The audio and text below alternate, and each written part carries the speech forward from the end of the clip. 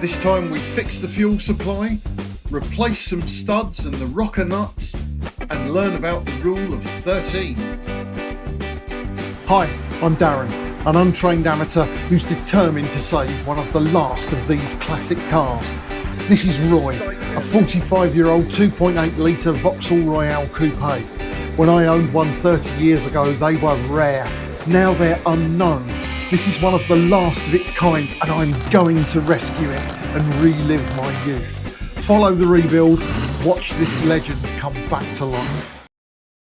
So, I've done a bit of work this afternoon on the fuel system. First of all, I went right down to the tank end of it and made sure that I'd identified properly the inlet and the outlet of the tank. Because if you're sucking on the bit you should blow, it ain't going to work. So I made sure they're connected correctly at that way round. And then what I've done here, I put a rather chunky fuel filter in there. And I've put a 4 psi electric pump. That is running directly into the existing engine fuel pump. So it's acting as a lift pump and bringing everything down here. And I've got it hooked up so that it goes live with the rest of the wiring for the carburettor. So when the carburettor's got an ignition live, it will fire that pump up. Now, the clever bit is that valve there. Because that canister, that is to stop the system getting vapor locked.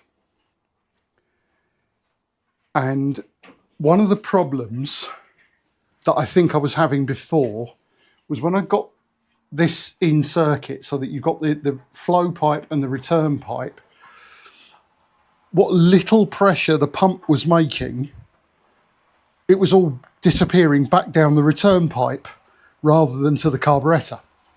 So that valve acts as a restrictor. And at the moment, I've got my gauge, my pressure gauge, hooked up to the fuel line so we can see what's going on. If we turn on the ignition, pump fires into life, carburettor's full, and we're getting just over a PSI, 1.5 PSI of pressure. Now that carburettor wants about 2. So if we turn off, just restrict that valve down a bit. So we're just putting a stop in the way. There we are. I've now increased the fuel system pressure at the carburettor to 2. That should help matters. I can't see any fuel leaks. There's no busted pipes. It's not sucking air. I actually had that pump a lot of petrol out of the tank and then pump it back in again just to check all the fuel lines. So yeah, we'll see if this works.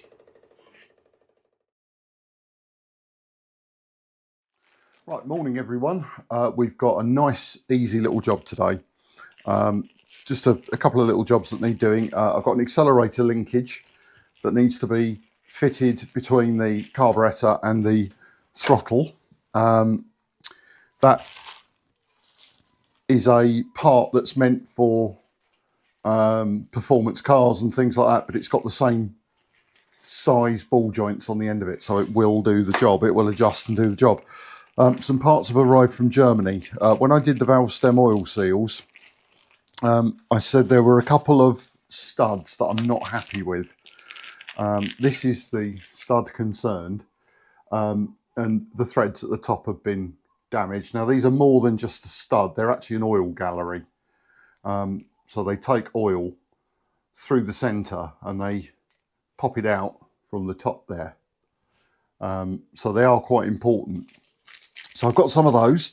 We'll replace those. And the other thing I got at the same time were these rocker nuts. Now these are improvement on the original factory spec. The original factory spec relies on the nut being very stiff on the thread so as not to come undone, whereas these are a two-part nut and they have a lock nut.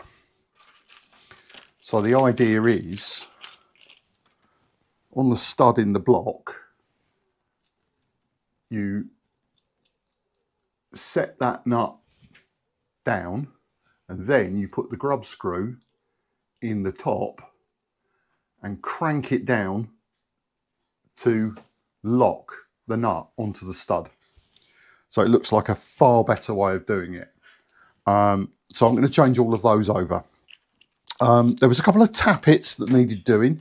Those tappets haven't arrived yet, but no problem. I can get the bulk of this done, and there'll just be two tappets to pop in and put the lid back on. I've got a new gasket for the lid, so it will stop the car from running until the tappets arrive. But I can get most of it done right now, which is a good idea. What I'm also going to do, I cannot cope with the idea of adjusting the clearances with the engine running. It was just the messiest thing I've ever done in my life. It was terrible.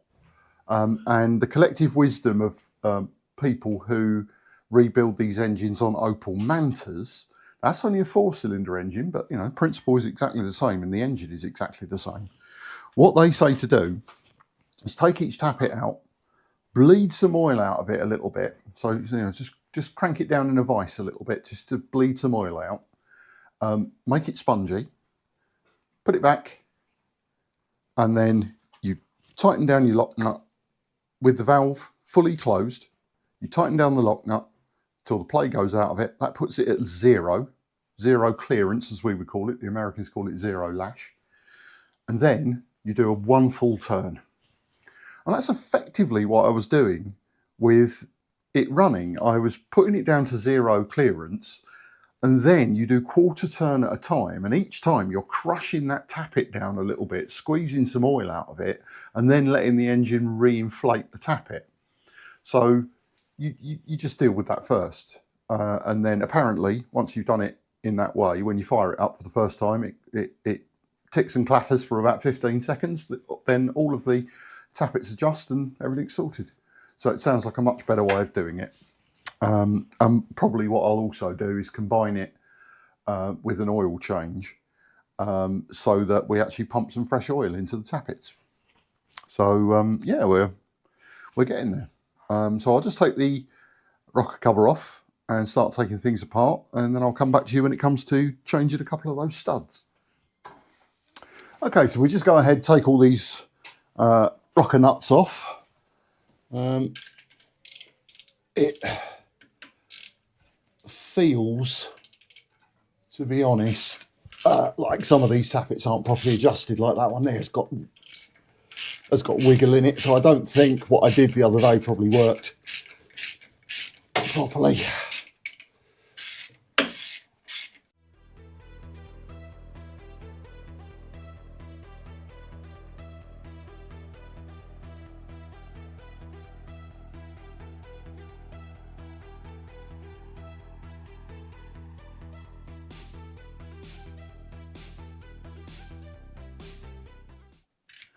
I said it in jest the other day, but 6-cylinder engines, they just need 50% more effort than 4-cylinders.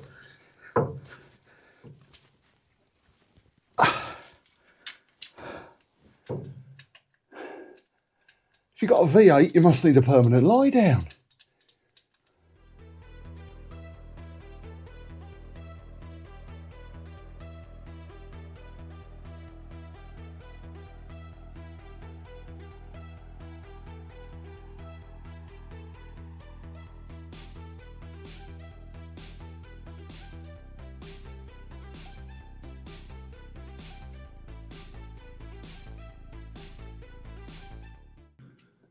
Okay, that's all those cap nuts off.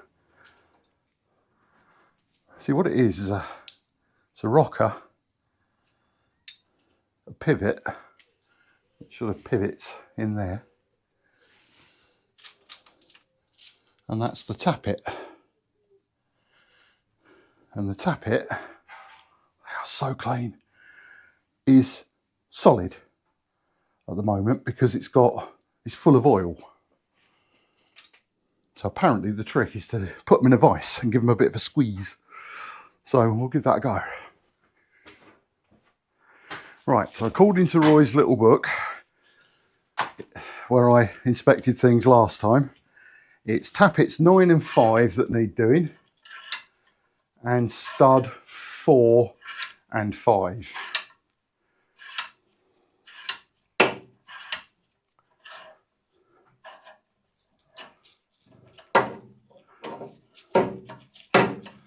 So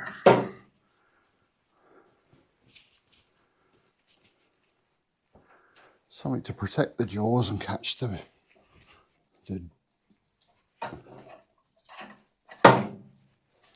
oil. There's its oil supply hole there. So let's just put some pressure on it and see what happens.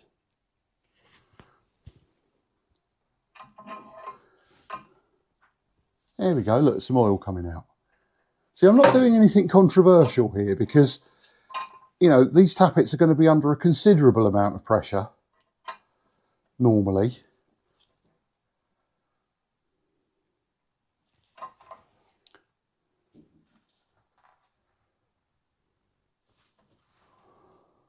See, we've just got a little bit of squeeze in it now.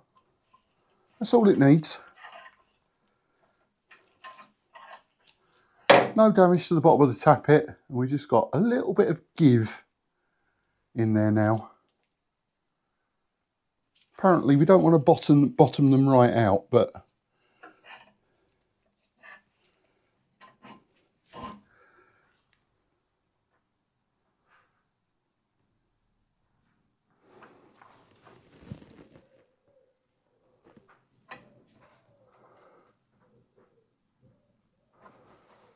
there we go. I reckon that'll do it.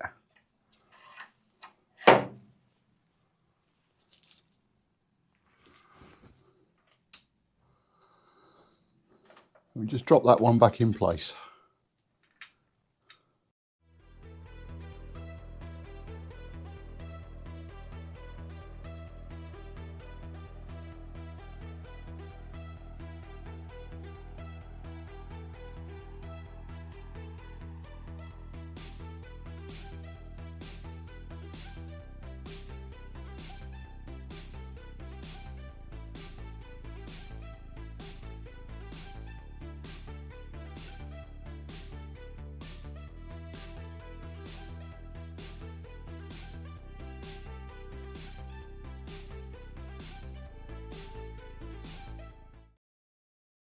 Right, so we've got a couple of studs that need doing.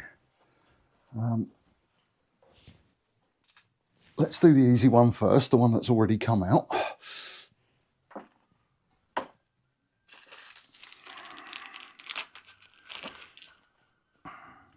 Right, now we need to get that bolt in there torqued in, and that needs to go to 35 Newton meters. And I think the cleverest way of doing that is actually to use the new technology, because I can actually put that nut on there. So I've now got that locked on the top of that stud.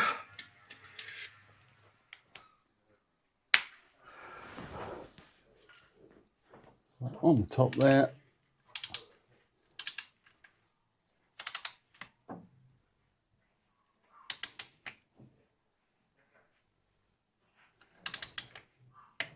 There we go.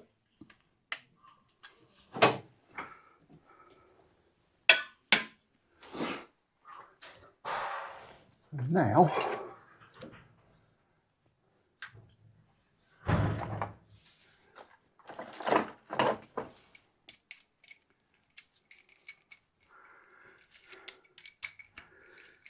if the idea has worked, I should be able to undo that lock screw.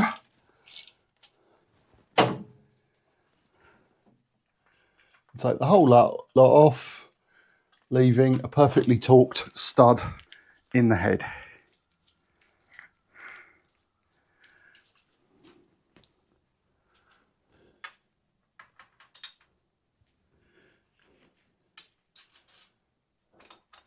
Let's see if we can utilise a similar idea to get this other one out.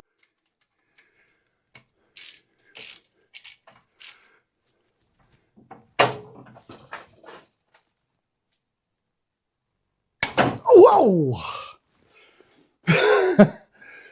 Okay, we're about to test Halford's money back guarantee. Right then, Halfords, let's see if you're as good as your word on your guarantee. Trying a pair of these might do it.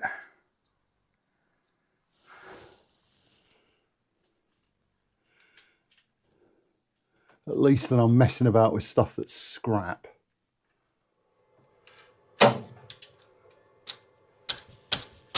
Aha! It's come out. Look at that. All it needed was a whack. Ha! Right, and we don't mind that nut being on the end because it's scrap. Okay, so we can do the same trick as last time.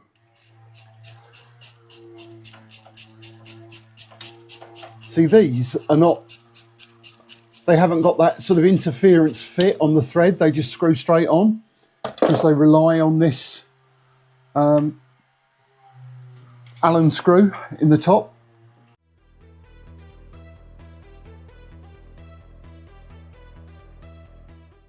Right, that's 2 studs replaced. Now we are doing tappet 5,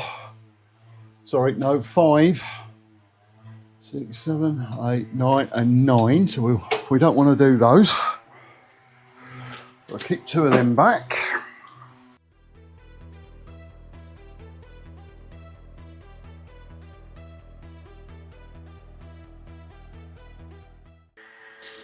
Now I consulted my brain and I remembered a thing called the rule of 9, and that's on 4-cylinder engines. And basically what happens is when a rocker is, the valve is completely open on say number 1, you adjust number 8. 1 plus 8 equals 9. When it's number 5, you adjust number 4. 5 plus 4 equals 9. Turns out on a 6-cylinder, there is a similar rule. If it's got 2 valves per cylinder, if it's a 24 valve, this doesn't work. It's the rule of 13.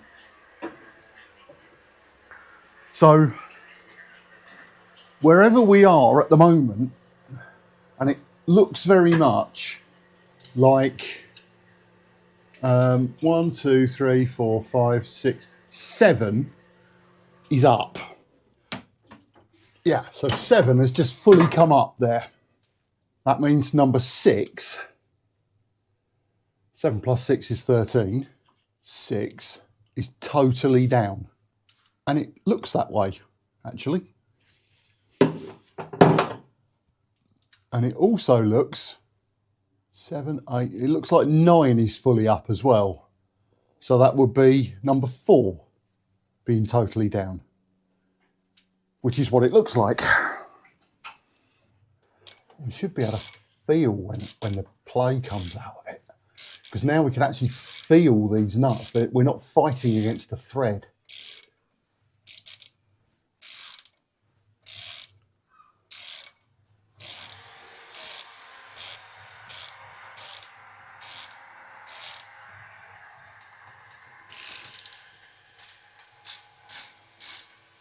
Yeah, you can feel the play come out of it.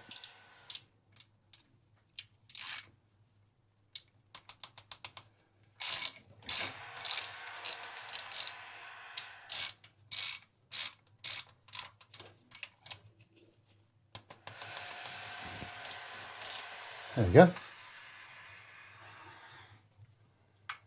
And then it needs 1 full turn. So half. one full turn.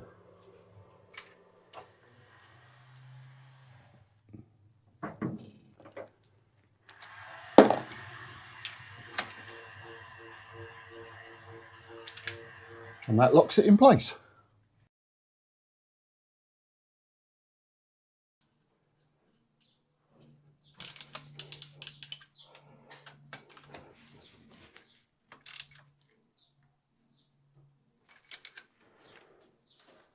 Okay, I'm convinced. So that one needs a new tappet, that one needs a new tappet, the rest are done. Okay, so that's been a reasonably productive morning. We've got all those rockers done, we've got the accelerator linkage in there. Just need to pop in those 2 new tappets when they come, whiz them down, and then do an oil change, and then we're sorted. And then we're find out what the next problem is that Roy decides to throw at me. Thanks for watching. See you in the next episode of Rescuing Roy.